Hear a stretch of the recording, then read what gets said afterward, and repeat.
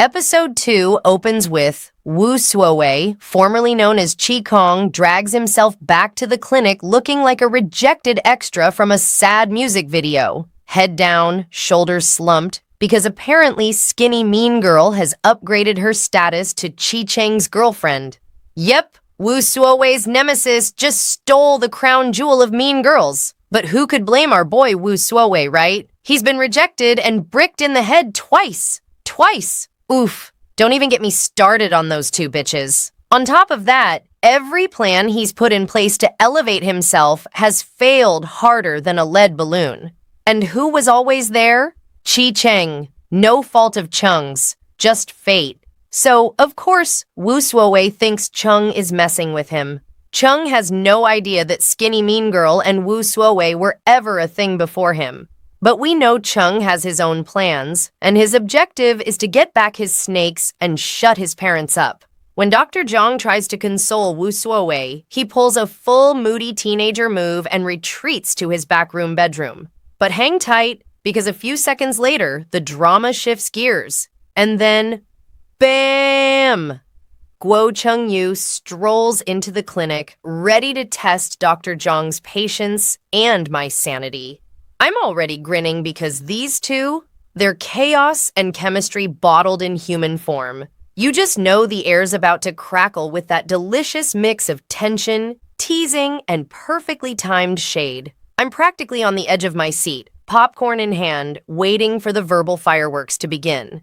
Minion number 1 distracts the nurses while Chengyu decides it's prime time for his shameless flirting 101 masterclass. And honestly, this boy comes in hot. He's practically oozing charm and sleaze at the same time. It's like a devil at a charity gala. Polished, persuasive, and absolutely not to be left alone with your drink. Dr. Zhang, being the responsible adult here, radiates no thank you vibes. But Chengyu has the emotional intelligence of a traffic cone and just keeps pressing. This dude is top-tier ridiculousness. Chengyu asks about Dr. Zhang's specialty while cornering him against the wall like he's filming a thirst reel for Med Talk. And just when you think the scene can't get more on the nose, Barry White music kicks in.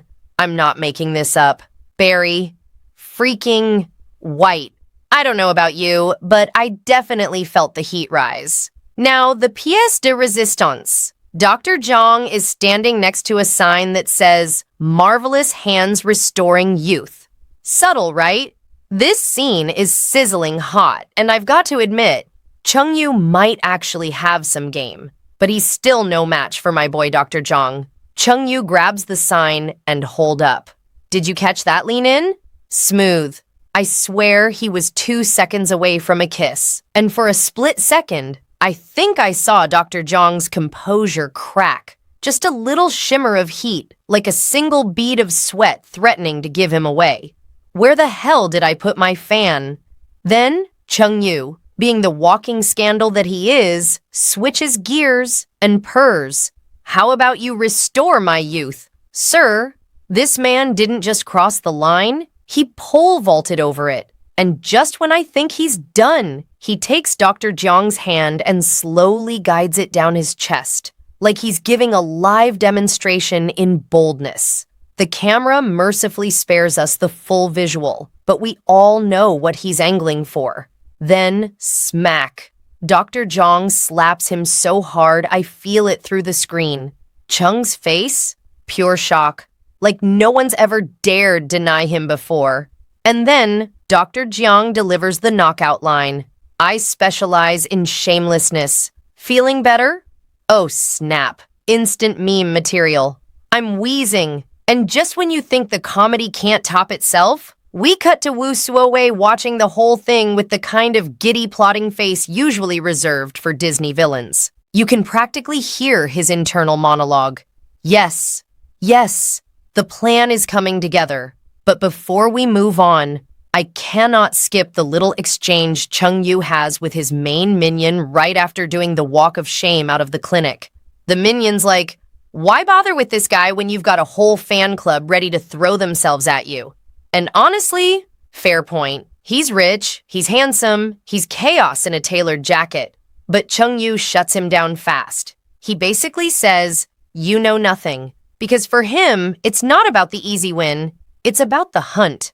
Having it handed to you is no fun, he says. The thrill is taking food from the tiger's mouth. And you know what? I believe him. Oh yes, I'm so here for these two and their beautifully reckless energy.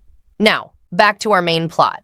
Wu Suowei, who just witnessed this entire spectacle, looks like he's ready to enroll in Dr. Zhang's masterclass, How to Get a Man 101.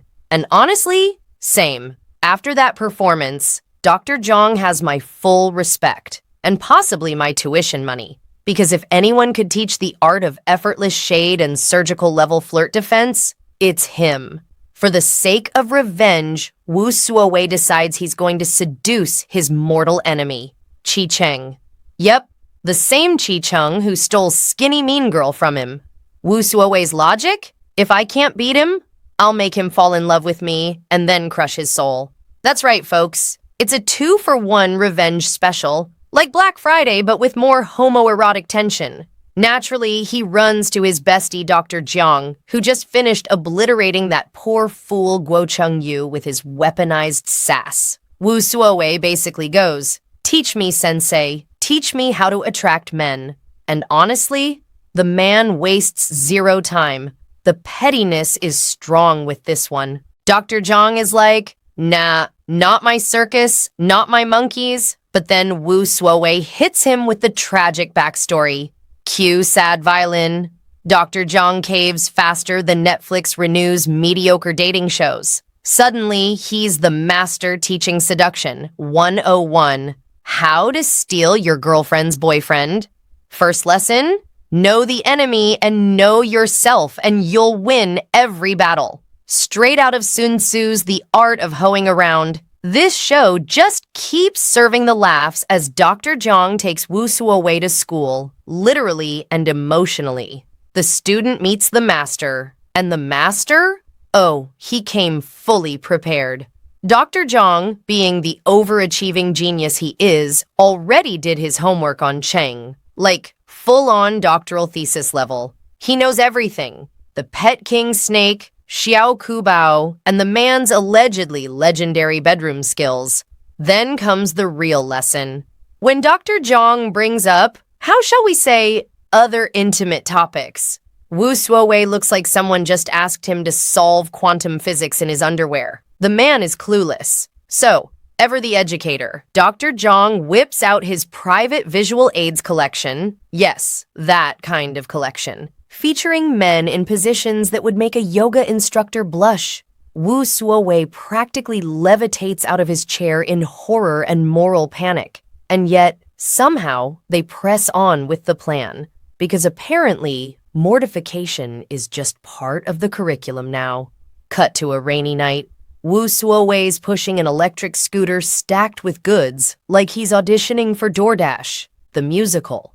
Of course, Qi Cheng drives by right on cue, looking hot as hell because apparently criminals don't own sweatpants. He helps Wu Suowei out, gives us a soft little Hallmark movie moment, and then drives off into the mist. For the first time, we see that Mr. Mafia Muscles actually has a gooey center. I'm screaming. It's adorable. But Dr. Jiang?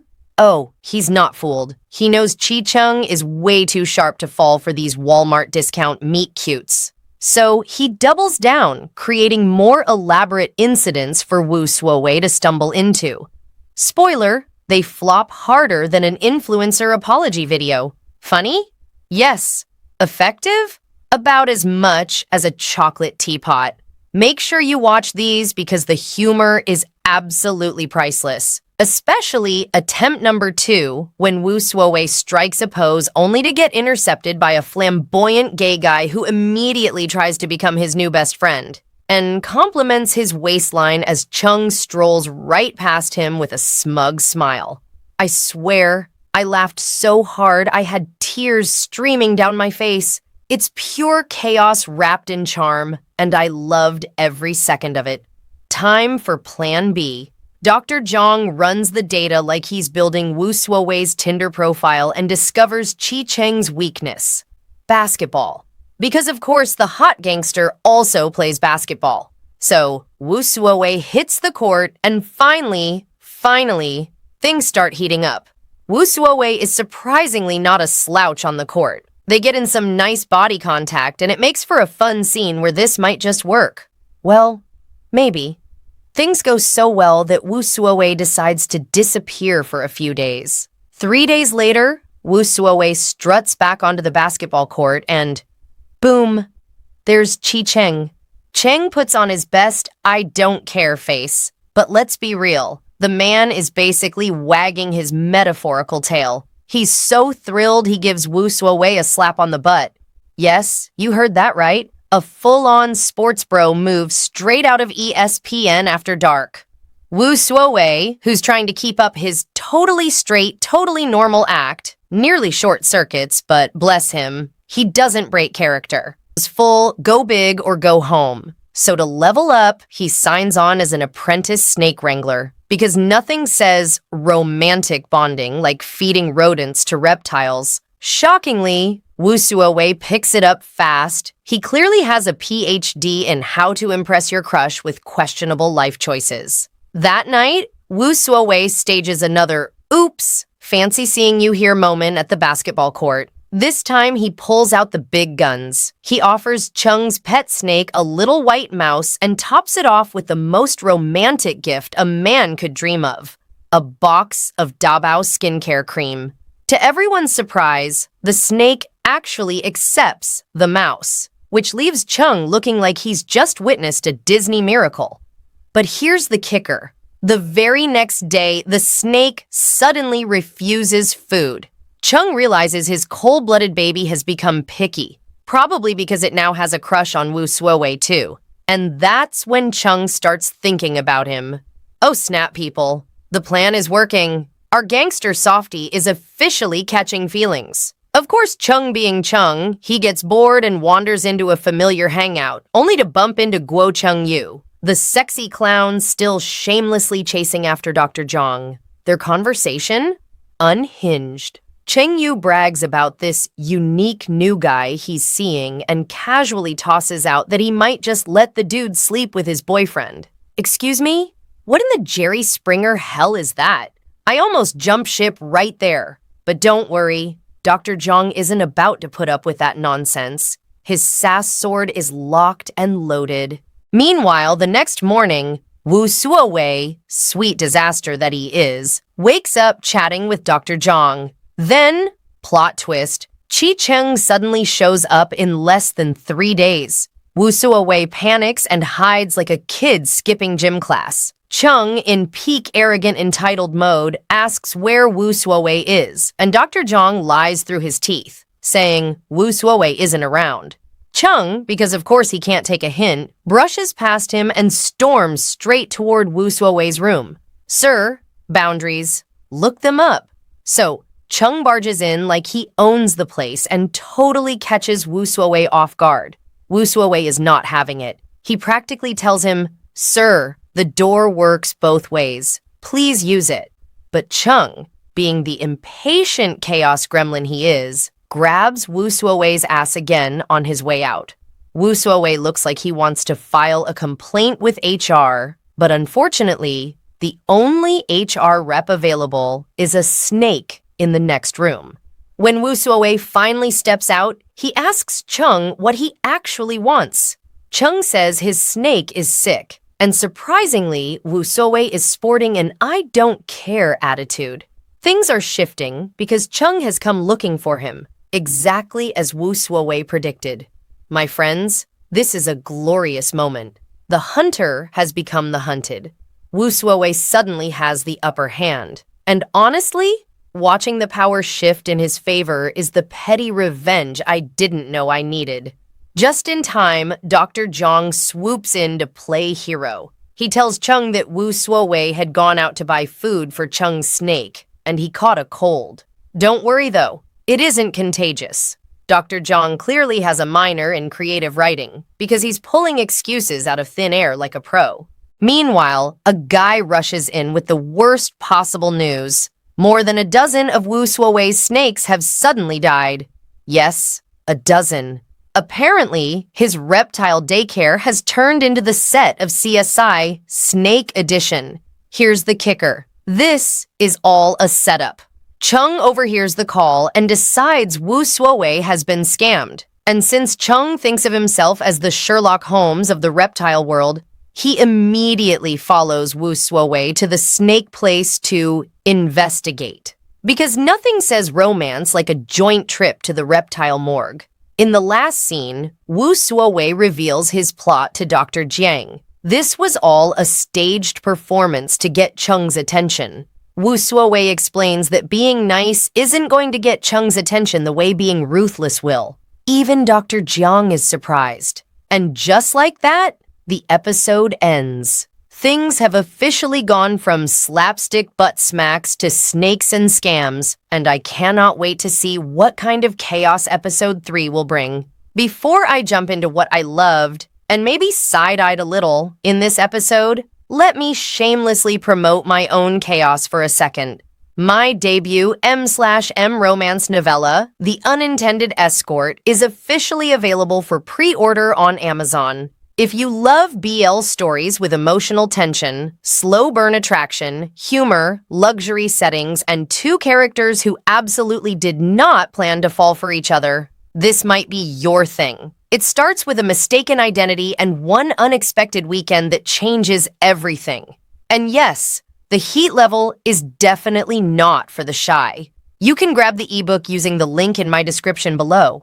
Now, back to the drama because we need to talk about this episode. I loved it. The plot actually makes sense. I know, I'm shocked too. Not once have I yelled at my screen, "Wait a damn minute." Everything connects, and that we get alone deserves an award in modern storytelling. We get Wu Suowei's goal, Chi Chung's goal, and even our resident gold-digging skinny mean girl has one, aside from chasing rich men with emotional unavailability. And now Chung Yu has revealed his master plan too, which means the drama pot is officially simmering. And Dr. Zhang, my man came to collect souls. The way he flipped the script on Chung Yu, iconic. That slap of shame and shade hit so hard Chung Yu probably tasted regret and self-reflection for the first time. The look on his face screamed, "Did I just fall in love or lose a tooth?" Sir, the answer is yes, both. Moving on. The chemistry between the leads? Delicious. The slow burn is burning exactly right, like premium charcoal, not a microwave spark. Wu Suowei's evolution from soft cinnamon roll to "I will emotionally destroy you" is everything. When he decided to match Chung's energy instead of playing nice, I stood up and clapped like a proud parent at a school talent show. He's earning Chung's respect, trust, and let's be honest, love is probably right around the corner. The pacing? Still great. The acting? Even better. Wu Suowei's facial expressions deserve their own Oscar category. Every blink and lip twitch feels real. Cheng's stoic exterior is slowly cracking, giving us glimpses of an actual human being underneath all the smugness. That's character development, people. And can we talk about Xiao Kubao? Cheng's emotional support snake is acting his scaly little heart out. I cannot believe I'm emotionally invested in a reptile, but here we are. Every character is absolutely nailing their role. And if that snake doesn't get a spin-off, I'm writing a strongly worded letter. Lastly, this show really puts the calm in rom-com. The humor is sharp, clever, and miracle of miracles, not overdone to the point where I'm rolling my eyes into another dimension. It's genuinely funny.